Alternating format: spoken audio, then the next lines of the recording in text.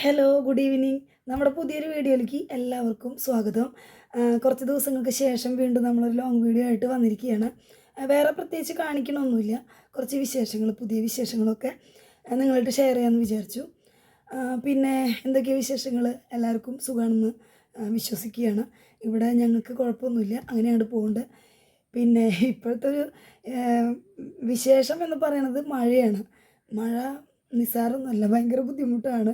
പ്രത്യേകിച്ച് എൻ്റെ ഒരു ജോലി, ഞാൻ ചെയ്യുന്ന പുലർച്ചെ ചായ കച്ചവടം, അത് മഴ ശരിക്കും നമുക്ക് നന്നായി ബാധിക്കാറുണ്ട്. എണീക്കുമ്പോഴും ഇനിയിപ്പോൾ എണീറ്റ് ആ ഒരു ചായ ഉണ്ടാക്കാനുള്ള ആ ഒരു തുടക്കവും കാര്യമൊക്കെ ഭയങ്കര മടി പിടിച്ചിട്ടാണ് ചെയ്യൽ. കാരണം എന്താ വെച്ചാൽ നമ്മുടെ ഈ ഒരു വീട് ഓടിട്ട വീടാണ്.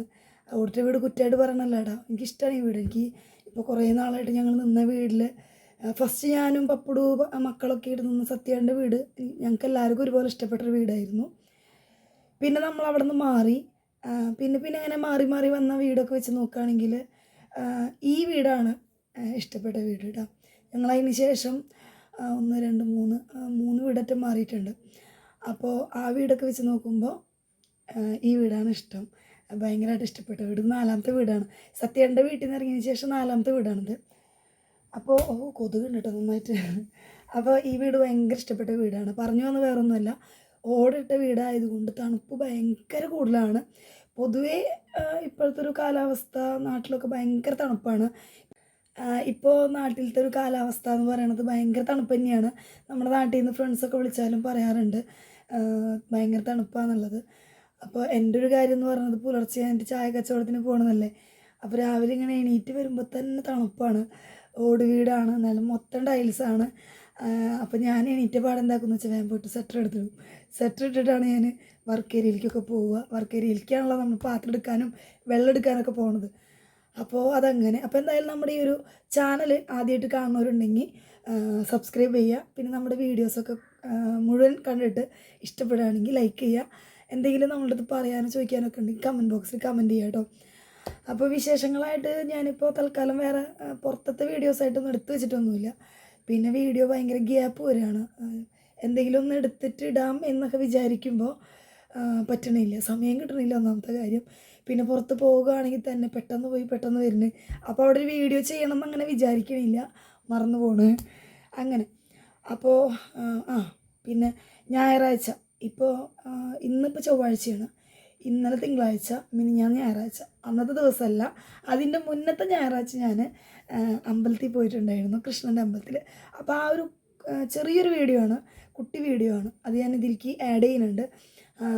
എന്താണെന്ന് വെച്ചാൽ ഞാൻ ഒറ്റയ്ക്കാണ് അമ്പലത്തിൽ പോയത് കേട്ടോ. അപ്പോൾ അതുകൊണ്ട് വീഡിയോ എടുക്കാനൊക്കെ ആയിട്ടുള്ള ബുദ്ധിമുട്ടുണ്ടായിരുന്നു. പിന്നെ ഞാൻ ഇതിലേക്ക് ഇടാൻ വേണ്ടിയിട്ട് ഒരു അന്നത്തെ ഒരു ദിവസം കാണിക്കുക എന്നുള്ളൊരിതിൽ എടുക്കണം എന്നൊക്കെ വിചാരിച്ചെങ്കിലും എനിക്ക് എടുക്കാൻ പറ്റിയില്ല. വളരെ കുറച്ച് ഭാഗം മാത്രമേ എടുത്തിട്ടുള്ളൂ. അപ്പോൾ എന്തായാലും എടുത്തു വെച്ചതല്ലേ, അപ്പോൾ അതൊന്ന് കാണിക്കാമെന്ന് വിചാരിച്ചു. പിന്നത്തെ പുതിയ വിശേഷം എന്ന് പറഞ്ഞാൽ കൊതുകിനെ ഞാൻ കൊന്നു കേട്ടോ. ഒരു കൊതുകിനെ ഞാൻ കൊന്നിട്ടുണ്ട്, അതൊക്കെ എടുക്കണം കണ്ട. അപ്പോൾ ഞാൻ സത്യം പറഞ്ഞാൽ ഇപ്പോൾ ഭയങ്കര ടയേർഡാണ്, കുറച്ച് മെൻ്റലി ഡൗൺ ആയി. പിന്നെ അതേമാതിരി ഇപ്പോൾ പണ്ടത്തെ പോലെ നമുക്കിപ്പോൾ എന്ത് വന്നു കഴിഞ്ഞാലും കുഴപ്പമില്ല, അത്രയല്ലേ ഉള്ളൂ അങ്ങനെ വിചാരിക്കാൻ പറ്റണില്ല. നമുക്ക് ഒരു കുഞ്ഞി കാര്യം വന്നു കഴിഞ്ഞാലും ഭയങ്കര സങ്കടമാണ്, ഭയങ്കര ടെൻഷനാണ്. അപ്പോൾ അത് ഭയങ്കര ഒരു വിഷമം എന്നല്ല, ഭയങ്കര ഫീൽ തന്നെയാണ്. എനിക്കെങ്ങനെ പറഞ്ഞിട്ടുണ്ടെന്ന് അറിയില്ല. പിന്നെ എന്ന് പറഞ്ഞു കഴിഞ്ഞാൽ ഫിനാൻഷ്യലി കുഴപ്പമില്ല, എനിക്ക് അങ്ങോട്ട് അഡ്ജസ്റ്റ് ചെയ്ത് പോകാൻ പറ്റും. പക്ഷേ ഞാനിപ്പോൾ കുറേ ദിവസങ്ങളിൽ ഇടയ്ക്കിടയ്ക്ക് ഇങ്ങനെ ലീവായിരുന്നു മാർക്കറ്റിൽ. അപ്പോൾ മാർക്കറ്റിൽ പോണ ആ ഒരു ചായ പൈസ എന്ന് പറയുന്നത് ഞാനവിടെ മാറ്റി വയ്ക്കും. എന്നിട്ടൊരു ഉച്ചയ്ക്ക് ശേഷമൊക്കെ വണ്ടി എടുത്ത് ഓടുന്നത് വീട്ടിലേക്കുള്ള സാധനങ്ങളും ചായ കച്ചവടത്തിന് വേണ്ട സാധനങ്ങളൊക്കെ മേടിക്കും, അങ്ങനെയാണ്. അപ്പോൾ ഈ പറഞ്ഞ എടുത്ത് വയ്ക്കാൻ കിട്ടുന്ന പൈസ കുറേയൊക്കെ അങ്ങോട്ട് നഷ്ടപ്പെടും. പറഞ്ഞിട്ട് കാര്യമില്ല, നല്ല തണുപ്പും നല്ല ബുദ്ധിമുട്ടൊക്കെ തോന്നും. പിന്നെ ചില സമയം വന്ന് കിടന്നാൽ അറിയണില്ല, ഈ പറഞ്ഞ പോലെ വന്ന് കിടന്നിങ്ങനെ ഉറങ്ങിപ്പോകണം. രാവിലെ അലാറം വെച്ചിട്ട് അടിയിലുണ്ട് സംഭവം, ഞാൻ കേൾക്കണില്ല, ഞാൻ അറിയണില്ല. അങ്ങനെ ഒരു വല്ലാത്തൊരു ഉറക്കവും കാര്യമൊക്കെയാണ്. സംഭവം ഉറങ്ങണത് നല്ലതാണ്, പക്ഷെ ഇങ്ങനെ ഒന്നും അറിയാതുള്ളൊരു ഉറക്കം ഉണ്ടല്ലോ, അത് ഭയങ്കര ബുദ്ധിമുട്ടാണ്. കുറേ ഉറങ്ങിക്കഴിഞ്ഞ് കഴിഞ്ഞാൽ നമുക്ക് കുറേ കാര്യങ്ങൾ ചെയ്യാൻ പറ്റാതെ വരുമ്പോൾ ഉണ്ടാവണ നഷ്ടങ്ങൾ, അത് പിന്നെ മാറ്റിയെടുക്കാനായിട്ട് കുറേ ബുദ്ധിമുട്ടും അങ്ങനെയൊക്കെ. അപ്പോൾ അത് ഇപ്പോൾ കുഴപ്പമില്ല. ഇപ്പോൾ ഞാനെന്താ വെച്ചാൽ വേഗം ഉറങ്ങാൻ നോക്കാറുണ്ട്, എങ്കിലും 11 മണിക്ക് ആവും. പക്ഷെ പകൽ ഞാനിപ്പോൾ നന്നായി ഉറങ്ങും, അതുകൊണ്ട് കുറച്ചും കൂടിയും ഒരു സമാധാനമുണ്ട്. മറ്റേത് ഉറങ്ങാണ്ടിരിക്കേ ഭ്രാന്ത് പിടിക്കുമായിരുന്നു. പിന്നെ അതിൻ്റെ ഇടയ്ക്ക് നമ്മുടെ 10th ഗ്രൂപ്പ് തുടങ്ങിയിട്ടുണ്ട് നാട്ടിൽ. മായ കോളേജിൽ ഞങ്ങൾ 10ാം ക്ലാസ് പഠിച്ച് കുറേ ആൾക്കാർ കൂടിയിട്ട്, കുറച്ച് നല്ല കുറേ ഒരുവിധം ഇനിയും കിട്ടാനുണ്ട്, പക്ഷെ എന്നാലും കുറേ പേരായിട്ടുള്ളൊരു ഗ്രൂപ്പ് തുടങ്ങിയിട്ടുണ്ട്. അപ്പോൾ ഏറ്റവും കൂടുതൽ ഇപ്പോൾ എനിക്ക് തോന്നുന്നു സന്തോഷിക്കുന്നത് ആ ഗ്രൂപ്പിൽ കയറുമ്പോഴാണ്.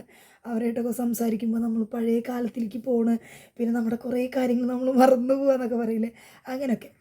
അപ്പോൾ ശരിക്കും എനിക്കൊരു ദിവസം പണി കിട്ടിയിട്ടാണ്. കാരണം ഞാനിങ്ങനെ ഇവരെ കൂടെ സംസാരിച്ചിരുന്നു, വീഡിയോ കോളൊക്കെ ചെയ്ത്, ഞങ്ങൾ കുറേ പേര് കൂടിയിട്ട് വീഡിയോ കോളൊക്കെ ചെയ്ത് അങ്ങനെ ഇരുന്നു. പിന്നെ 2 മണിയായി, പിന്നെ ഉറങ്ങാൻ സമയമില്ല. പിന്നെ ചായ ഉണ്ടാക്കി മാർക്കറ്റിലേക്ക് പോയി, അവിടെ പോയിട്ടിരുന്ന് ഉറക്കം തൂങ്ങാൻ തുടങ്ങി. പിന്നെ ഈ പറഞ്ഞ പോലെ ഉറക്കമൊന്നും ശരിയായിട്ടില്ലെങ്കിൽ എനിക്ക് അല്ലെങ്കിലേ ഞാൻ ദേഷ്യക്കാരിയാണ് കുറച്ച്. പിന്നെ അതിൽ കൂടി എൻ്റെ ഉറക്കം ശരിയായിട്ടില്ലെങ്കിലും എനിക്കിപ്പോൾ വിശപ്പ് വന്നാലൊന്നും എനിക്കൊരു ക്ഷമ കിട്ടില്ല സംസാരിക്കാനായിട്ട്. അപ്പോൾ അന്നത്തെ ദിവസം എനിക്ക് ഭയങ്കര ഒരു മോശം ദിവസമായിരുന്നു. എനിക്ക് ഭയങ്കര ഉറക്കത്തിൻ്റെ ഒരു കണ്ണ് പൊന്തണില്ല, എന്താ പറയുക. ഈ തലേ ദിവസം 2:30 എനിട്ടിട്ട് പകൽ ഉറങ്ങിയിട്ടില്ല. പിന്നാണെങ്കിൽ പിറ്റേന്നാണെങ്കിൽ വൈകുന്നേരം ഞങ്ങൾ നൈറ്റ് 10 മണി മുതൽ എപ്പോഴും ഞങ്ങൾ വീഡിയോ കോൾ സ്റ്റാർട്ട് ചെയ്തു. അപ്പോൾ എല്ലാവരും ഇങ്ങനെ കാണുമ്പോഴൊരു സന്തോഷമേ, ഭയങ്കര രസമാണ് അത്. സമയം നമുക്ക് അറിയേയില്ല, സമയം പോണത് കേട്ടോ. നമുക്ക് ഫോൺ കട്ട് ചെയ്യാൻ തോന്നില്ല. പിന്നെ അതേമാതിരി എന്താ പറയുക, മതി എന്നുള്ളൊരു അവസ്ഥ ഇല്ല. ഭയങ്കര രസമാണ്, എല്ലാവരും എൻജോയ് ചെയ്യണം. എല്ലാവരും ഓരോ ജോലിക്കായി ഓരോ ഫാമിലിയായിട്ടൊക്കെ ജീവിക്കല്ലേ. അപ്പോൾ അതിൻ്റെ ഇടയിൽ കിട്ടുമ്പോഴൊരു സന്തോഷം. പിന്നെ പ്രത്യേകിച്ച് ഇപ്പോൾ ചില ആൾക്കാരൊക്കെ ഡിവോഴ്സ് ആയതുണ്ട്, ചിലർക്ക് എന്താ പറയുക ഗൾഫിലുള്ള ആൾക്കാരാണ്. അപ്പോൾ നാടും വീടും കുടുംബമൊക്കെ വിട്ട് താമസിക്കുന്ന ആൾക്കാർ. അപ്പോൾ അങ്ങനെയൊക്കെ ഒരു മിക്സായിട്ട് വന്നിരിക്കുമ്പോൾ ഭയങ്കര രസമാണ്. അപ്പോൾ എൻ്റെ കാര്യമാണ് എനിക്ക് ഭയങ്കരമായിട്ട് എടുത്തു പറയാനുള്ളത്. ഞാൻ ഭയങ്കര ഹാപ്പിയാണ്.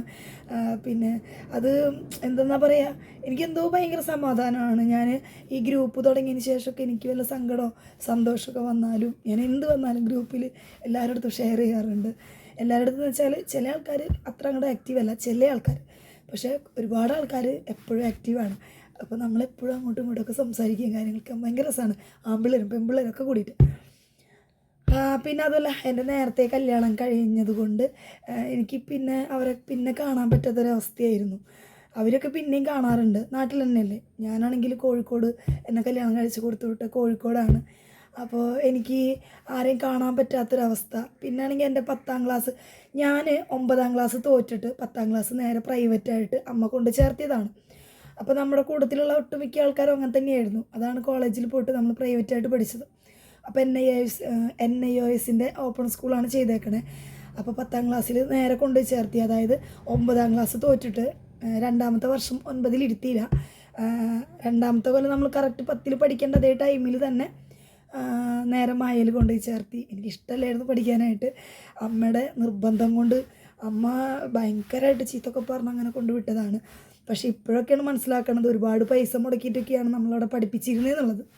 നല്ല ഫീസും കാര്യങ്ങളൊക്കെ ഉണ്ടായിരുന്നു ആ സമയത്തും. അപ്പം പിന്നെ ഞാനും അതേപോലെ ബാക്കിയുള്ള ആൾക്കാരും, പിന്നെ ചില ആൾക്കാരൊക്കെ നമ്മുടെ കൂട്ടത്തിൽ 6ാം ക്ലാസ് തോറ്റിട്ട് പഠിപ്പ് നിർത്തി വെച്ചിട്ട് വന്നവരുണ്ട്.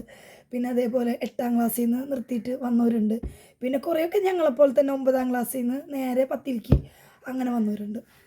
അപ്പോൾ എൻ്റെ ഒരു 10ാം ക്ലാസ് കഴിഞ്ഞ് ഞാനീ പറഞ്ഞ മാതിരി 2 വിഷയം പോയി. 2 വിഷയം പോയപ്പോൾ ഞാൻ അമ്മയുടെ അടുത്ത് പറഞ്ഞു, ഞാൻ ഇനി പോവില്ല, ഞാൻ ജയിക്കില്ല എന്നൊക്കെ. പക്ഷെ അമ്മ എന്തായിക്കെന്ന് വെച്ചാൽ സേ എഴുതിപ്പിച്ചു. ആ ഒരു വർഷം തന്നെ നമുക്ക് സേ എഴുതാനുള്ളൊരു സൗകര്യം ഉണ്ടായിരുന്നു. അപ്പോൾ സേ എഴുതി എറണാകുളത്തൊക്കെ ഇരുന്ന് എൻ്റെ എക്സാം എഴുതാൻ പോക്കും വരവൊക്കെ കേട്ടോ. ഇപ്പോഴൊക്കെ ചിന്തിക്കുമ്പോൾ എത്ര പൈസ ചിലവായിരുന്നത്. കോളേജിൽ അടച്ച ഫീസ് മാത്രമൊന്നുമല്ല, ബസ് ഫെയർ വേറെ, അത് പിന്നെ കൺസെഷനാണ്, പക്ഷെ എന്നാലും അത് വേറെ. പിന്നെ ഈ പറഞ്ഞ മാതിരി കടവന്ത്ര അവിടേക്കാണ് എക്സാം എഴുതാൻ പോയിക്കൊണ്ടിരുന്നത്. അപ്പോൾ അവിടേക്കൊക്കെ ബസ്സിന് പൈസ ഒക്കെ ഫുൾ ചാർജ് തന്നെ കൊടുക്കണമല്ലോ. പിന്നെ ടൈം കാര്യമൊക്കെ എനിക്ക് തോന്നുന്നു ഫസ്റ്റ് ഡേ 2 ദിവസമോ ഒരു ദിവസമായിട്ട് അമ്മ വന്നിട്ടുണ്ടായിരുന്നു എക്സാമിന്. പിന്നെ എൻ്റെ കോളേജിൽ നിന്ന് തന്നെ ഉള്ളൊരു പയ്യനുണ്ടായിരുന്നു. അപ്പോൾ ഞങ്ങളിങ്ങനെ ഒരുമിച്ചൊക്കെ പോയിരുന്നത്. ഞങ്ങൾ 2 3 ഒരുമിച്ചാണ് പോയിരുന്നത്. അപ്പോൾ അതുകൊണ്ട് നമുക്ക് കൂടെ വരാനും പോകാനൊക്കെ ആളായപ്പോൾ പിന്നെ അമ്മ അവരെ ഏൽപ്പിച്ചിട്ടാണ്, അമ്മ ഉറപ്പ് വരുത്തിയിട്ടാണ് നമ്മളെ വിട്ടിരുന്നത് കേട്ടോ. ഭയങ്കര സ്ട്രിക്റ്റായിരുന്നു.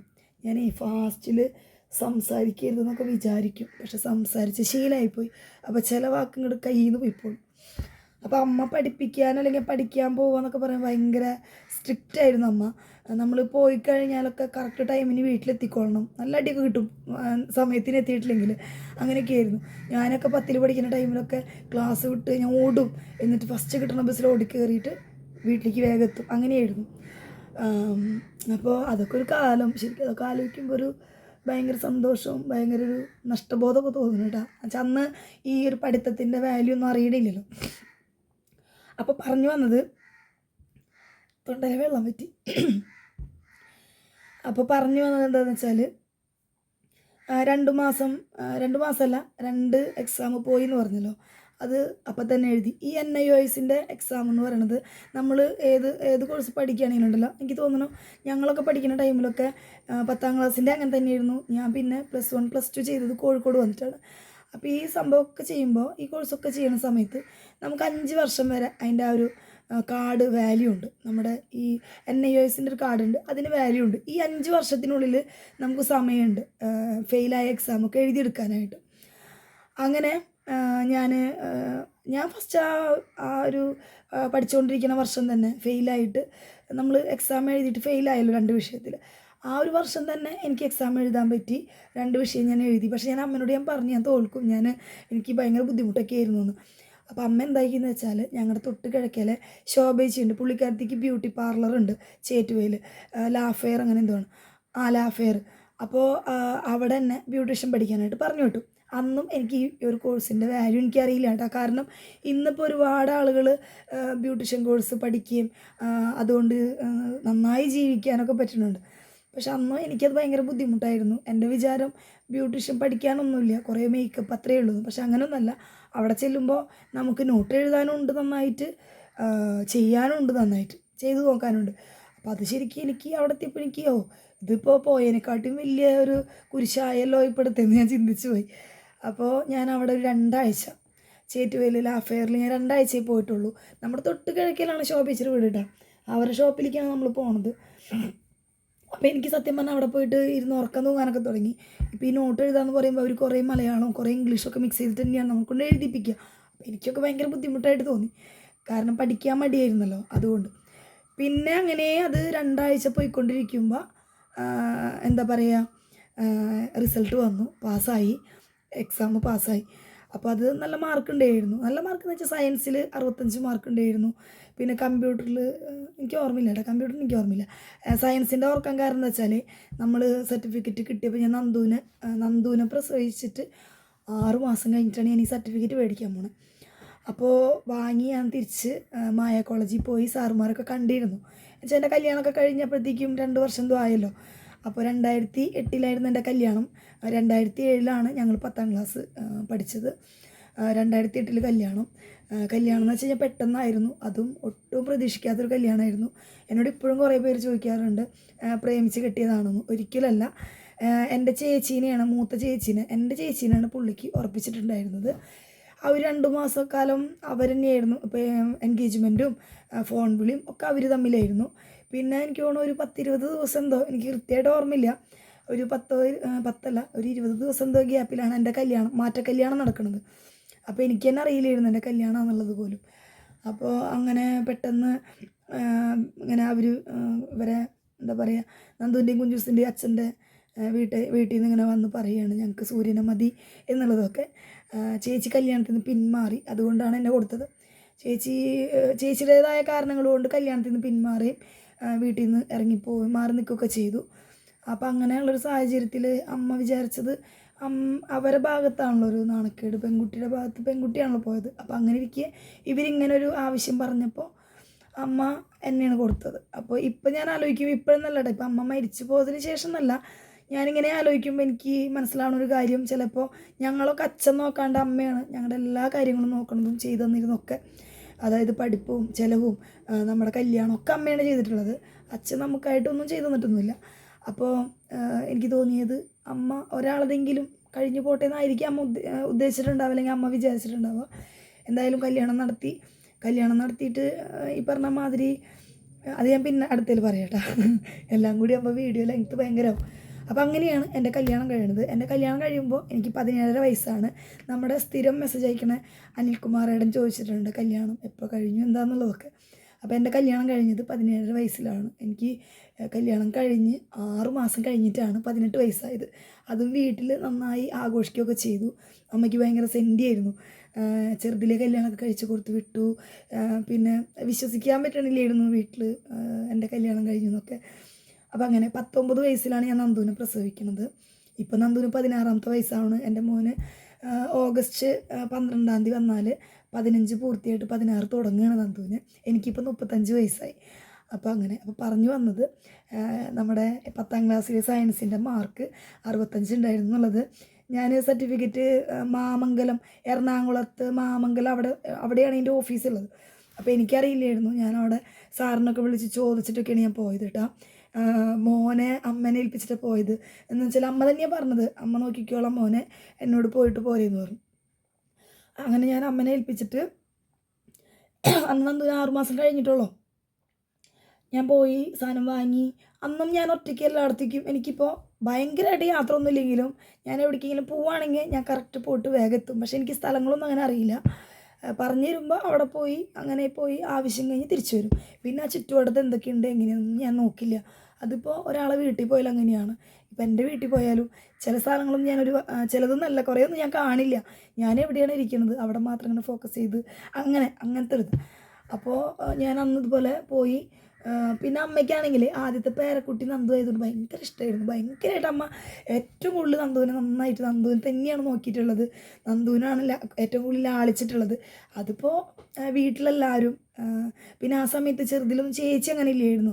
ചേച്ചി പിന്നെ വന്നിട്ട് ചേച്ചിനെ തിരിച്ചു കൊണ്ടുവന്നു. ചേച്ചി ബാംഗ്ലൂർ എവിടേക്ക് ജോലിക്കായിരുന്നു.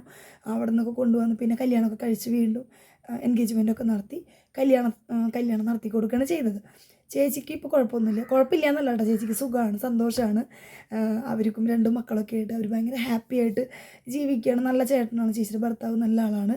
നന്നായി നോക്കുകയും കാര്യവും ഇപ്പോൾ കുടുംബവും മക്കളും ഭാര്യയൊക്കെ ആയിട്ട് നല്ല അടിപൊളിയായിട്ട് അവരങ്ങനെ പോവാണ്. അവരൊരു സാധാ ഒരു കുടുംബമായിട്ട്, പക്ഷെ നല്ല ഹാപ്പിയാണ്. അവരെ വീട്ടിലിപ്പോൾ നമ്മൾ പോയാലും നമുക്ക് സമയം പോകണമെന്നൊന്നും അറിയില്ല. അത്രയും നമ്മളും സന്തോഷത്തിലായിരിക്കും അവിടെ പോയാൽ. അങ്ങനെയാണ്. അത് ഞാൻ എപ്പോഴും മുമ്പ് പപ്പടിൻ്റെ അടുത്തൊക്കെ പറയാറുണ്ടായിരുന്നു. നമ്മളവിടെ പോയി കഴിഞ്ഞാൽ നമുക്ക് ഒട്ടും സമയം പോകുന്നത് അറിയില്ല. അവിടെ ചെല്ലുമ്പോൾ ഭയങ്കര സന്തോഷമാണ് നമുക്ക്. അവരായിട്ട് ഇപ്പോൾ ഫുഡായാലും ഇപ്പോൾ അവിടെ പോയി സംസാരമായാലും അവരെ കൂടെ കിടന്നുറങ്ങണം എല്ലാതും ഭയങ്കര ഒരു രസമാണ്. അപ്പോൾ അവർ അവിടെ ഭയങ്കര ഹാപ്പി ആയിട്ട് അങ്ങനെ പോണ്. പിന്നെ അപ്പോൾ ഞാൻ ഈ സർട്ടിഫിക്കറ്റ് മാമംഗലത്തൊക്കെ പോയിട്ട് തിരിച്ചു വരുമ്പോൾ അന്ന് ഞാൻ ആദ്യമായിട്ടാണ് അവരെ ഓഫീസ് കാണുന്നതൊക്കെ കേട്ടോ. ചോദിച്ചാൽ പോയത്. അങ്ങനെ പോയി സർട്ടിഫിക്കറ്റ് ആയിട്ട് ഞാൻ പിന്നെ ഇവിടെ മായ കോളേജിൽ പോയി അവിടെ ഓഫീസിൽ കയറി സാറിനെ കണ്ടു. അപ്പോൾ ഞങ്ങളുടെ ഈ കെമിസ്ട്രി എടുക്കുന്ന മോഹൻ മാഷാണ്. മോഹൻദാസ് എന്ന് പറഞ്ഞപ്പോൾ എനിക്ക് ഓർമ്മയില്ല. മോഹൻ മാഷ് എന്ന് പറഞ്ഞിട്ടേ മോഹൻദാസ് എന്ന് പറയുമ്പോൾ എനിക്ക് തെറ്റിയ പോലെ. മോഹൻ മാഷാണ്. അപ്പോൾ മോഹൻ മാഷ് സർട്ടിഫിക്കറ്റൊക്കെ കണ്ടപ്പോൾ ചിരിക്കുക. എന്നോട് പറയുക, ആരോ തെറ്റിയിട്ട് നോക്കിയതാണ്, അല്ലെങ്കിൽ സർട്ടിഫിക്കറ്റ് തന്നാൽ മാറിപ്പോയി, അല്ലെങ്കിൽ ആൻസർ ഷീറ്റ് മാറിപ്പോയിട്ടുണ്ട് നോക്കിയത്, അങ്ങനെ എന്തൊക്കെയോ പറഞ്ഞ് കുറേ കളിയാക്കിയൊക്കെ ചെയ്തു. അപ്പോൾ എന്തായാലും ഇപ്പം ഞാൻ അത്യാവശ്യം ജയിച്ച മാർക്കല്ല, അതിനെക്കാട്ടി മാർക്കുണ്ടല്ലോ, അതുകൊണ്ടാണ് അവരങ്ങനെ പറഞ്ഞേട്ടാ. ജോസ് മാഷ്, മോഹൻ മാഷ് കുറേ അടി കിട്ടിയിട്ടുണ്ട് മോഹൻ മാഷിൻ്റെ എന്നൊക്കെ. പിന്നെ എന്തെന്നാ പറയുക, അതൊക്കെ കഴിഞ്ഞ് ഇതൊക്കെ സർട്ടിഫിക്കറ്റൊക്കെ വാങ്ങി വീട്ടിൽ വന്ന് നോക്കുമ്പോൾ അമ്മ ഉണ്ട് എന്നെ അടിക്കാനുണ്ട്. വലിയ കൊട്ടവടിയൊക്കെ വെട്ടിച്ചിട്ടിരിക്കുന്നത്. ഞാൻ ഇപ്പോൾ നമ്മൾ വീട്ടിൽ പോയി വാതിൽ തുറന്നു തരില്ലേ അമ്മ, ആ സമയത്തുണ്ട് ഞാൻ കയറി ചെല്ലുമ്പോൾ എന്നെ അടിക്കുക, കൊട്ടവടി കൊണ്ട് അടിക്കുകയാണ്. എനിക്ക് ഒരു കുട്ടിയൊക്കെ ആയി. എന്താ നേരം വൈകിയെന്ന് വെച്ചിട്ട് ഇപ്പോൾ ഈ കുറച്ച് കാലം മുമ്പ് വരെ എൻ്റെ ചേച്ചിയുടെ അടുത്ത് അല്ലെങ്കിൽ ഞങ്ങളെല്ലാവരും ഒക്കെ സംസാരിക്കുന്ന ഇടയ്ക്ക് വർത്തമാനം പറഞ്ഞിട്ടുണ്ട് ഈ ഒരു കാര്യങ്ങളൊക്കെ. ചേച്ചിനോടാട്ടോ ഞാൻ ലാസ്റ്റിലൊക്കെ എന്തെങ്കിലുമൊക്കെ സംസാരിക്കുമ്പോൾ പറയാറുള്ളത്. പപ്പുടിൻ്റെ അടുത്തൊക്കെ പറഞ്ഞിട്ടുണ്ട്. നമ്മളിങ്ങനെ വർത്തമാനമൊക്കെ പറയുമ്പോൾ ഈ കാര്യമൊക്കെ പറഞ്ഞിട്ടുണ്ടെന്നാണ് എൻ്റെ ഒരു ഓർമ്മ. എന്നുവെച്ചാൽ നമ്മൾ ഈ കല്യാണമൊക്കെ കഴിഞ്ഞിട്ടേ ഒരു കുട്ടിയൊക്കെ ആയിട്ട് നമ്മൾ അടിക്കുമ്പോൾ അല്ലെങ്കിൽ അടിക്കാൻ വരുമ്പോഴുള്ളൊരു അവസ്ഥ. അപ്പം ഞാനിങ്ങനെ പറയുന്നുണ്ട്, കാരണം നമ്മൾ ഇത്രയും ദൂരത്തുനിന്ന് പോയി വരുമൊക്കെ വേണ്ടേ. അപ്പോൾ അമ്മയ്ക്ക് അന്നൊരു കുറി ഉണ്ടായിരുന്നു കേട്ടോ. അപ്പം ഞാൻ വന്നിട്ട് വേണം അമ്മയ്ക്ക് പോകാനായിട്ട്, കുട്ടി നമ്മുടെ കയ്യിലാണല്ലോ. പക്ഷെ പിന്നെ അമ്മ കൂളായി, സെറ്റായി, കുഴപ്പമൊന്നുമില്ല. അന്ന് ഒന്നോ രണ്ടോ കിട്ടിയെന്ന് തോന്നുന്നു അടി, ഒട്ടോടി അങ്ങനെ ഒരു കാര്യമുണ്ടോ. പിന്നെ അതങ്ങനെ ഒരു വിശേഷം. എൻ്റെ സ്റ്റാൻഡ് ഞാൻ വാങ്ങിയിട്ടില്ല. സ്റ്റാൻഡ് നിർബന്ധമായിട്ട് മേടിക്കണം. ഞാനിപ്പോൾ ഇന്നിപ്പോൾ ഈ വീഡിയോ ഇത്രയും ധൃതിപ്പെട്ടെടുക്കാൻ കാരണം നമ്മൾ ഈ ഒരു വൈഫൈ വെച്ചിട്ട് ഈ വൈഫൈ ഒക്കെ വെച്ചത് വീഡിയോ ചെയ്യാനായിട്ടാണ്. പക്ഷേ വീഡിയോ ചെയ്യാൻ പറ്റണില്ല, എനിക്ക് ടൈം കിട്ടണില്ല. ഇപ്പോൾ സത്യം പറഞ്ഞാൽ കുറച്ച് നേരം കിടന്നുറക്കവും പിന്നെ ധൃതിപ്പെട്ട് മാറ്റി പിടിച്ച് പോവുകയും ഒക്കെ ചെയ്യുമ്പോൾ സമയം കിട്ടണില്ല. പിന്നെ കുഞ്ചൂസാണെങ്കിൽ ഹോസ്റ്റലിലേക്ക് മാറിയല്ലോ, അപ്പോൾ അതുകൊണ്ട് മറ്റേത് അവനാണെങ്കിൽ ചിലപ്പോഴൊക്കെ വീഡിയോ എടുത്തരാം, ഷോർട്ട് വീഡിയോ ഒക്കെ. നന്ദുവിന് പിന്നെ വീഡിയോ എടുത്തരാനൊക്കെ നമ്മൾ സോപ്പടിച്ചാലൊക്കെ എടുത്തുതരും, പക്ഷേ വീഡിയോയിൽ നിൽക്കാൻ ഇഷ്ടമല്ല. പക്ഷേ കുഞ്ചൂസ് അങ്ങനെയല്ല, കുഞ്ചൂസിന് ഇഷ്ടമാണ് വീഡിയോ ചെയ്യാനൊക്കെ, നമ്മുടെ കൂടെ വരാനൊക്കെ ഇഷ്ടമാണ് അങ്ങനെ. അപ്പോൾ അതുകൊണ്ടും പിന്നെ ഇപ്പോഴത്തെ സമയത്തിൻ്റെ ഒരു ഇത് പിന്നെ എനിക്കിപ്പോൾ ഈ ഇടയ്ക്കൊക്കെ ഒന്ന് ഭയങ്കര ബുദ്ധിമുട്ടൊക്കെ തോന്നിയപ്പോഴേ ഞാനിപ്പോൾ ഉറക്കത്തിന് തന്നെ കുറച്ചും കൂടി ഒരു പ്രയോറിറ്റി കൊടുക്കുകയാണ്. ഇപ്പോൾ വൈകുന്നേരം ആയാലും ഞാൻ ഒരു 10 മണി 10:30, ചിലപ്പോൾ കൂടി വന്ന് 11 മണിക്ക്. ഇനിയിപ്പോൾ പകൽ നന്നായി ഉറങ്ങുകയാണെങ്കിൽ 11:30. അതിൻ്റെ അപ്പുറത്തേക്ക് ഞാൻ ഗ്രൂപ്പിലിരിക്കാറില്ല കേട്ടോ. ചിലപ്പോൾ 10:30ക്കൊക്കെ കിടന്നുറങ്ങും, ഇല്ലെങ്കിൽ 11:30 ആകുമ്പോഴത്തേക്കും ഞാൻ കിടന്നുറങ്ങും. പകൽ ഉറങ്ങിയത് കൊണ്ട് കുറച്ച് ക്ഷീണമൊന്നും ഉണ്ടാവില്ലല്ലോ അങ്ങനെ. അപ്പോൾ ഉറക്കത്തിന് തന്നെയാണ് കുറച്ചും കൂടി കൂടുതൽ മൂല്യം കൊടുക്കുന്നത്, അങ്ങനെ തന്നെയല്ലേ പറയാം അല്ലേ. അപ്പോൾ ഉറങ്ങേണ്ട സമയത്ത് നന്നായി ഉറങ്ങുന്നുണ്ട്. ഇനിയിപ്പോൾ തടി കുറയ്ക്കാനായിട്ട് ചെയ്യുന്നുണ്ട്. ഇപ്പോൾ 2-3 ദിവസമായിട്ട് വർക്കൗട്ടൊക്കെ വീട്ടിൽ ചെയ്യുന്നുണ്ട്. പിന്നെ തടി കുറയാൻ നോക്കട്ടെ. പിന്നെ എന്തെന്നാ പറയാൻ വന്നത്, പിന്നെ നമ്മുടെ ഇവിടുത്തെ വിശേഷം പറയുകയാണെങ്കിൽ ഇവിടെ നമ്മുടെ വീടിന് വാടക കൂട്ടിയിട്ടുണ്ട്. ഇവിടെ 30,000 അഡ്വാൻസും 7,000 വാടകയായിരുന്നു. ഇപ്പോൾ കഴിഞ്ഞ മാസം മുതൽ 7,500 ആക്കിയിട്ടുണ്ട്. അപ്പോൾ ഞാനൊന്നും പറഞ്ഞില്ല, കാരണം നമ്മളിവിടെ വീട് കാണാൻ വരുമ്പോൾ അവർ 7,500 എന്ന് പറഞ്ഞ് ഞാനത് മാറ്റി 7,000 അപ്പോൾ പിന്നെ അതും അവർ കുറേ പിടിച്ചു നോക്കി 7,500 വേണ്ടിയിട്ട്. ഞാൻ പറഞ്ഞു 7,000 എനിക്ക് മതി, അല്ലെങ്കിൽ വേണ്ടാന്ന് പറഞ്ഞു. അങ്ങനെ 7,000 പോയിക്കൊണ്ടിരുന്നത്. ഇപ്പോൾ കഴിഞ്ഞ മാസം 7,500 സ്റ്റാർട്ട് ചെയ്തു. എഗ്രിമെൻറ്റ് പുതുക്കി ഇപ്പോൾ നമ്മളിത് 2ാമത്തെ വർഷത്തിലേക്ക് പോയിക്കൊണ്ടിരിക്കുകയാണ്, ഇവിടെ തുടങ്ങിയിരിക്കുകയാണ്. ഞാനങ്ങനെ ഒരു വീട്ടിലും 2 വർഷമായിട്ട് അങ്ങനെ നിന്നിട്ടില്ല. എല്ലായിടത്തും ഒരുവിധവും മതിപ്പെട്ട് കൊടുത്ത് 11 മാസമോ ഒരു വർഷമൊക്കെ നിന്നിട്ട് മാറലാണ്. അപ്പോൾ ഇവിടെ നമുക്ക് സുഖമാണ്. പിന്നെ ഒരു കുട്ടി വീടാണിത്, ചെറിയൊരു ഓടിട്ട വീട്, 4 സെൻറ്റ് സ്ഥലത്ത് വീടും ചുറ്റുപാടൊക്കെ ആയിട്ടാണിത്. ചെറിയൊരു ചുറ്റുമതിലൊക്കെ ഉണ്ട്. പിന്നെ വീഡിയോസിലൊക്കെ കാണുമ്പോൾ ചെറിയൊരു ഗേറ്റൊക്കെ ആയിട്ട്. പിന്നെ വണ്ടി ഇടാനുള്ള സ്ഥലമുണ്ട്. വണ്ടി മഴയൊന്നും കൊള്ളാതെ കയറ്റിയിടാൻ പറ്റും. മുറ്റത്തായാലും വണ്ടി ഇടാൻ പറ്റും. സൈഡിലാണ് വണ്ടി ഞാൻ പാർക്ക് ചെയ്യുക, ഷീറ്റ് കെട്ടി കൊടുത്ത്. അതല്ലാണ്ട് മുറ്റത്ത് വന്ന് കയറി ചുമ്മാ വണ്ടി ഇടുമല്ലോ, അങ്ങനെ ഇടാൻ സ്ഥലമുണ്ട്. പിന്നെ ചെറിയൊരു കിണറുണ്ട് മുറ്റത്ത്. ഇപ്പം അങ്ങനെ ഞാൻ ഉപയോഗിക്കണമൊന്നുമില്ല, പക്ഷേ കിണറുണ്ട്.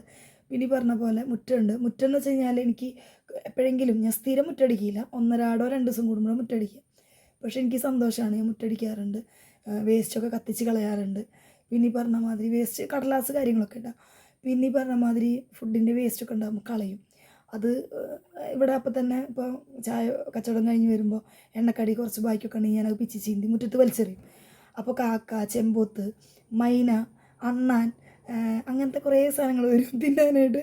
രസമാണ് കേട്ടോ. പൂച്ച, നായ ഒക്കെ വരുന്നുണ്ട് ഇപ്പോൾ. ഞാൻ എപ്പോഴും ഞാൻ കാണിച്ചു തരുന്നുണ്ട് വീഡിയോ എടുത്ത് കാണിച്ചു തരുന്നുണ്ട്.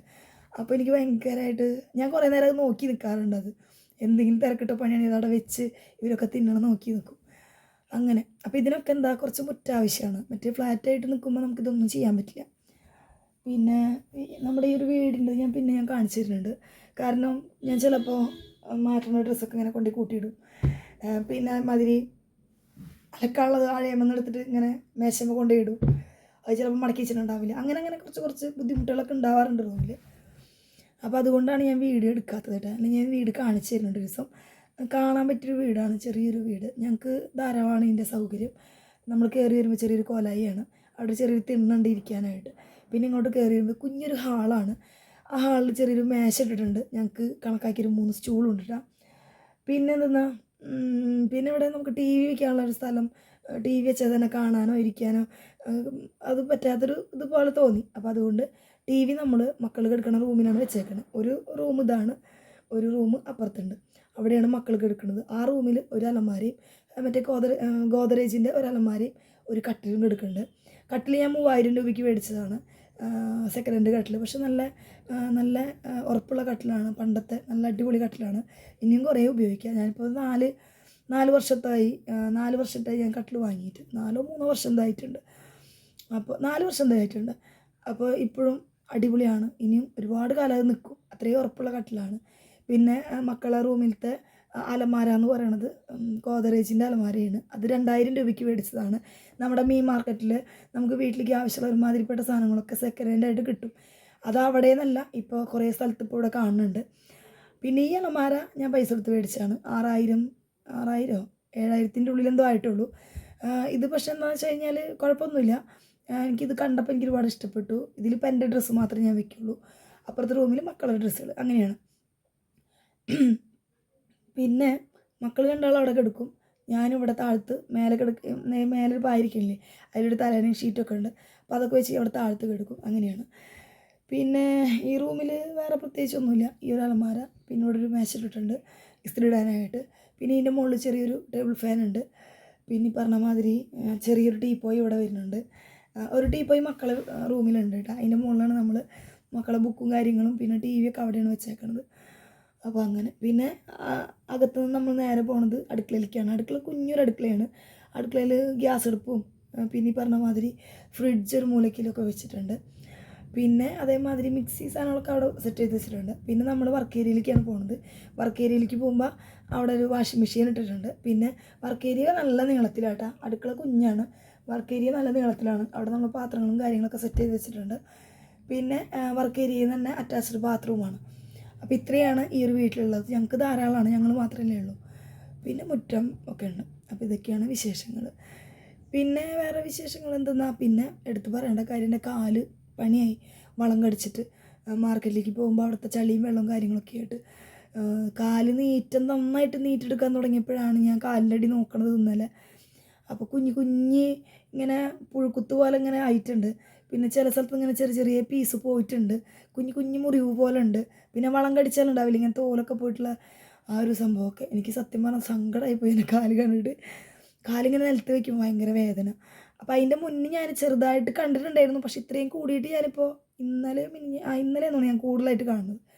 അപ്പോൾ ഇതിൻ്റെ മുന്നേ ചെറിയൊരു മുറിവ് പോലൊക്കെ കണ്ടിട്ട് ഞാൻ നന്ദുവിന് കാണിച്ചു കൊടുത്തിട്ടുണ്ടായിരുന്നു. പക്ഷെ ഇങ്ങനെ കുത്തു പോലെയായിട്ടും വളം കടിക്കൽ ഇത്രയും തോന്നായിട്ടൊക്കെ ഞാനിപ്പോൾ ഇന്നലെയാണ് കാണുന്നത്. അപ്പോൾ ഞാൻ എന്താക്കി, ഇന്നിപ്പോൾ വെള്ളം നല്ലോണം വെട്ടി തിളപ്പിച്ചിട്ട് കല്ലുപ്പ് തോന വാരിയിട്ടു, കുറച്ച് മഞ്ഞപ്പൊടിയൊക്കെ ഇട്ടിട്ട് ഞാൻ പാകത്തിനുള്ള ചൂടാക്കി എടുത്തിട്ട് കാലയിൽ ഇറക്കി വെച്ചു. നല്ല സമാധാനമുണ്ട്. നാളത്തേക്കൊക്കെ നല്ല മാറ്റം ഉണ്ടാവും. നാളെ ഇനിയിപ്പോൾ ഇവിടെ നിന്ന് കുറച്ച് സ്ഥിതിക്ക് ശരിയായിക്കോളും, സെറ്റാവും. അപ്പോൾ ഇതിങ്ങനെ ഇടയ്ക്ക് ചെയ്തുകൊണ്ടിരുന്നാൽ മതി. വേറെ ഇനിയിപ്പോൾ ഏതൊരു ഓയിൽമെൻറ്റ് പറഞ്ഞിരുന്നു, അത് വാങ്ങിക്കണം. മാർക്കറ്റിൽ ഒരു ചേട്ടൻ പറഞ്ഞതാണ്, അവരത് ഉപയോഗിക്കലുണ്ട്, നല്ലതാണ്. എനിക്ക് അതിൻ്റെ പേര് മറന്നുപോയി, എനിക്ക് ഓർമ്മയില്ല അതിൻ്റെ പേര്. അപ്പോൾ എനിക്ക് സത്യം പറഞ്ഞാൽ കാല് ഭയങ്കര വേദനയാണ്. അപ്പോൾ ഇനിയിപ്പോൾ ചെരുപ്പ് വേറെ മേടിക്കേണ്ടി വരും. ഞാൻ ക്രോക്സിൻ്റെ ഒരു ചെരുപ്പ് വാങ്ങിയായിരുന്നു, അതെനിക്ക് ഇട്ടിട്ട് നടക്കാൻ സുഖമായിരുന്നു. മാർക്കറ്റിൽ കാലിന് നല്ല സോഫ്റ്റായിട്ട് നല്ല സുഖമാണ് നടക്കാൻ. പക്ഷേ ഇപ്പോൾ എന്താ വെച്ചാൽ മഴ പെയ്യുമ്പോഴൊക്കെ വെള്ളയിൽ തങ്ങിക്കിടക്കും. അപ്പോൾ വെള്ളത്തിലാണ് കാല് കിടക്കണത്. അപ്പോൾ ഭയങ്കര ഇറിറ്റേഷനാണ്. പിന്നുള്ള വേറൊരു ചെരുപ്പുണ്ട്, ആ ചെരുപ്പിട്ട് പോകുമ്പോൾ എന്താ വെച്ചാൽ ഉള്ള ചളി മൊത്തം കാലുമലിക്ക് ആവുകയാണ്. ക്രോക്സ് ഇട്ട് കഴിഞ്ഞാൽ ചളിയൊന്നും ആവില്ല കാലുമലിക്ക്. പക്ഷെ മഴ പെയ്യുമ്പോൾ വെള്ളം ഉള്ളിലേക്ക് കയറി നിൽക്കും, അതാണ് കുഴപ്പം. അപ്പോൾ എന്തായാലും നോക്കട്ടെ. ഇന്നിപ്പോൾ ഒരാൾ വന്നപ്പോൾ ഹവായി ഇട്ടിട്ട് പറഞ്ഞു, ഹവായി ഇട്ടാൽ നല്ലതാണ്, വേറെ കാലിന് കേടുപാടുകളൊന്നും സംഭവിക്കില്ല എന്നുള്ളത്. അപ്പോൾ എന്താ വെച്ചാൽ നോക്കണം, പറ്റുകയാണെങ്കിൽ വാങ്ങണം. ഇന്ന് പറ്റുകയാണെങ്കിൽ ഇന്ന് വാങ്ങും, ഇല്ലെങ്കിൽ നാളെ മേടിക്കുള്ളൂ. അപ്പോൾ ഇതൊക്കെയാണ് പുതിയ വിശേഷങ്ങൾ. അപ്പോൾ എന്തായാലും ഞാൻ ഇതിൻ്റെ കൂടെ കഴിഞ്ഞ ഞായറാഴ്ച ഇപ്പം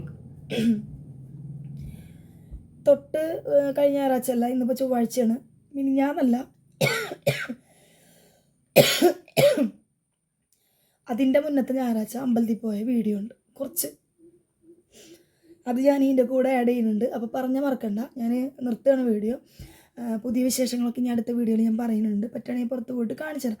പിന്നെ പറയാൻ വന്നത്, കഴിഞ്ഞ ആഴ്ച ഞാൻ മാക്സി പോയിട്ടുണ്ടായിരുന്നു കേട്ടോ. മാക്സി പോയിട്ട് ഞാൻ ഒരുപാട് കാലത്തിന് ശേഷം, അതായത് ഒരു വർഷത്തിന് ശേഷമൊക്കെയാണ് ഞാൻ മാക്സിയിൽ നിന്ന് ഡ്രസ്സ് എടുക്കുന്നുണ്ടാവുക. അത് കണ്ടമാനോ അല്ലെങ്കിൽ വലിയ വിലയുടേതൊന്നുമല്ല. എനിക്കിങ്ങനെ തോന്നി, ഞാൻ എൻ്റെ കുറേ കാര്യങ്ങൾ ഞാൻ മറന്നു പോവുകയാണ്, ഞാൻ എനിക്ക് വേണ്ടി ഒന്നും ശ്രദ്ധിക്കാത്തതെന്നൊക്കെ. അങ്ങനെ ഞാൻ മാക്സിലൊന്ന് കയറി. മറ്റേത് ഞാൻ ഫോക്കസ് മാളിൽ ഇടയ്ക്കിടയ്ക്ക് പോകാറുണ്ട്, കാരണം മുമ്പ് ഞാൻ അവിടെ ജോലി ചെയ്തിട്ടുണ്ട്. അപ്പോൾ ഞാനവിടെ എപ്പോൾ ചെന്നാലും നമ്മളെ കൂടെ മുമ്പ് വർക്ക് ചെയ്ത ആരെങ്കിലുമൊക്കെ കാണുമ്പോൾ ഒരു സന്തോഷമാണ്. ഹൈപ്പർ മാർക്കറ്റിലാണെങ്കിലും ഇനിയിപ്പോൾ സെക്യൂരിറ്റി സെക്ഷനിലാണെങ്കിലും ആരെങ്കിലുമൊക്കെ കാണും. അപ്പോൾ അതുകൊണ്ട് ഞാൻ അങ്ങനെ ഇടയ്ക്കൊന്ന് പോകാറുണ്ട്. ബാത്റൂമിലൊക്കെ പോകാൻ പറ്റും അവിടെ പോയാൽ. 20 രൂപ എടുത്താലും ഇവരൊക്കെ കാണാം, ബാത്റൂമിൽ പോകാം. പിന്നെ ഈ പറഞ്ഞ മാതിരി എന്തെങ്കിലും പർച്ചേസ് ചെയ്യുകയാണെങ്കിൽ അങ്ങനെയും. അപ്പോൾ എല്ലാം കൂടിയിട്ട് അപ്പോൾ ഞാനിപ്പോൾ ഒരു വർഷത്തിന് മേലായിട്ടുണ്ട് ഞാൻ എനിക്ക് വേണ്ടി പോയിട്ട്. അങ്ങനെ ഞാൻ പോയി മാക്സിൽ പോയിട്ട് ഞാൻ 300-400 ആണെങ്കിൽ ഒരൊറ്റ ടീഷർട്ട് എടുക്കാനാണ് പോയത്. പക്ഷേ ഞാൻ അവിടെ ചെന്ന് നോക്കുമ്പോൾ കുറച്ച് ടീഷർട്ടുകൾ ഓഫറിലിട്ടുണ്ടായിരുന്നു. 299 രൂപയുടെ ടീഷർട്ട് വെറും 99 രൂപയ്ക്ക് കൊടുക്കണം. അതേപോലെ ചെക്കന്മാരൊക്കെ ട്രൗസർ, വലിയ ആൾക്കാരിടുന്ന ട്രൗസർ 599 രൂപയാണ്. അത് 199 രൂപയ്ക്ക് കൊടുക്കണം. അപ്പോൾ ഞാൻ 3 ടീഷർട്ട് എടുത്തു. 99 രൂപയുടെ 3 ടീഷർട്ട് എടുത്തു. പിന്നെ ഒരു ട്രൗസർ ഞാൻ വീട്ടിലിടാനായിട്ട് എടുത്തു. അത് നല്ല മെറ്റീരിയലാണല്ലോ അവിടുത്തെ, നല്ല ക്ലോത്താണ്, നല്ല പെട്ടെന്നൊന്നും ആവില്ല, പെട്ടെന്നല്ല കുറേ കാലം ഉപയോഗിക്കാം. ഞാൻ മുമ്പെടുത്തതൊക്കെ ഇട്ടിട്ട് കേടാവാണ്ട് കുറേ ഇട്ട് കേടാവാണ്ട് അടുക്കളയിൽ കൈ കൂട്ടാനായിട്ട് എടുക്കുകയും ചെയ്തത്. എന്നിട്ടാണ് പിന്നെ അത് ഒഴിവാക്കിയത്. അത്രയും ക്വാളിറ്റികളാണ് അവരുടെ മെറ്റീരിയലൊക്കെ. അപ്പോൾ അതുകൊണ്ട് ഞാൻ 3 ടീഷർട്ട് എടുത്തു, ഒരു ട്രൗസറും വാങ്ങി. അങ്ങനെ പോകുന്നു. ഒരു 500-ൻ്റെ ഉള്ളിലേ ആയിട്ടുള്ളൂ എല്ലാം കൂടിയിട്ട്. അപ്പോൾ അങ്ങനെ ഒരു സംഭവം ഉണ്ടായിട്ടാണ്. ഇപ്പോൾ ഞാൻ ആലോചിക്കുക അതൊക്കെ ഒരു വീഡിയോ ആയിട്ട് ചെയ്യായിരുന്നു എന്ന്. പിന്നെ ഞാൻ നമ്മുടെ ഫ്രണ്ട്സിൻ്റെ അടുത്തൊക്കെ പറഞ്ഞപ്പോൾ അവർ പറഞ്ഞു നാട്ടിലൊന്നും ഇങ്ങനെ ഓഫറില്ല എന്ന് പറഞ്ഞു. അപ്പോൾ അവരിവിടെ പഴയ സ്റ്റോക്കൊക്കെ ഉണ്ടാകുമ്പോൾ തീർക്കാനായിരിക്കും ഇങ്ങനെ വില കുറച്ച് കൊടുക്കുന്നത്. പക്ഷെ ഇത് ഭയങ്കര ഓഫറല്ലേ. അപ്പോൾ ഞാൻ പിന്നെ ഒരാഴ്ച കൂടി കഴിഞ്ഞിട്ട് പോകണമെന്നൊക്കെ ഉണ്ടായിരുന്നു. പിന്നെ എനിക്ക് പോകാൻ ശരിയായിട്ടില്ല. പറ്റുകയാണെങ്കിൽ ഈ ആഴ്ച ലാസ്റ്റ് ഒന്ന് പോയി നോക്കണുണ്ടോ എന്നുള്ളത്. അപ്പോൾ ഇതൊക്കെയാണ് വിശേഷങ്ങൾ കേട്ടോ. അപ്പോൾ അമ്പലത്തിൽ പോകുന്ന വീഡിയോ ലാസ്റ്റിൽ ആഡ് ചെയ്യുന്നുണ്ട്. അപ്പോൾ ഇത്രയേ ഉള്ളൂ. ബാക്കിയുള്ള വിശേഷങ്ങളൊക്കെ ഞാൻ അടുത്ത വീഡിയോയിൽ പറയാം, അല്ലെങ്കിൽ വീഡിയോ എന്തെങ്കിലും എടുത്ത് വെച്ചിട്ട് കാണിച്ചു തരുന്നുണ്ട്. അപ്പോൾ അടുത്ത വീഡിയോ കാണാൻ വരെ ബായ്. കഴിഞ്ഞ ഞായറാഴ്ച ഞാൻ കോവൂരുള്ള കൃഷ്ണൻ്റെ അമ്പലത്തിലാണ് പോയത്. കുറേ നാൾ ഞങ്ങൾ ഈ ഒരു അമ്പലത്തിൻ്റെ ഭാഗത്തായിട്ട് വാടകയ്ക്ക് താമസിച്ചിരുന്നു. അമ്പലത്തിൻ്റെ ഭാഗത്തല്ല, മെഡിക്കൽ കോളേജിൻ്റെ അടുത്താണ് ഈ അമ്പലം വരുന്നത്. അപ്പോൾ കോളേജിനടുത്ത് കോവൂർ ഞങ്ങൾ വാടകയ്ക്കൊക്കെ ഉണ്ടായിരുന്നു. അപ്പോൾ ആ ടൈം മുതലാട്ടോ ഞാൻ ഈ ഒരു അമ്പലത്തിൽ പോകാനായിട്ട് ശീലിച്ചത്. കാരണം നമ്മുടെ വീടിൻ്റെ അടുത്ത് തന്നെയാണ് ഈ അമ്പലം വരുന്നുണ്ടായിരുന്നത്. ഇപ്പോൾ ഇവിടുന്ന് പോകുമ്പോൾ കുറച്ച് ദൂരമുണ്ട്.